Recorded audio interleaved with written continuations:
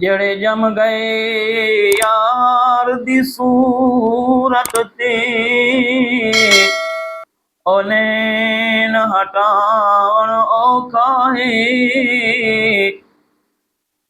ਦਰ यार दा मिल गए बह गए जो, दर यार दा मल के बह गए जो, और फिर उठावण औखा ही। जदों नांग इश्क दा डस जावे,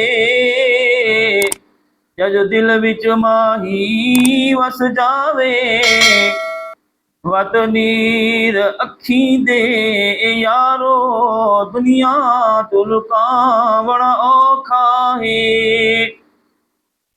गल मूंह नाल करनी सौखी है, गल मूंह नाल करनी सौखी है, पर करके निभावनी औखी है।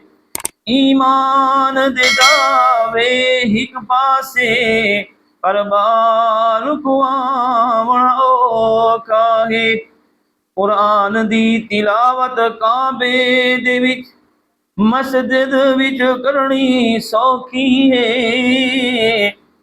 कुरान दी तिलावत काबे दे विच ते मस्जिद विच करनी सौखी है, पर शीस कटा के नेज़े ते कुरान सुनावण औखा है।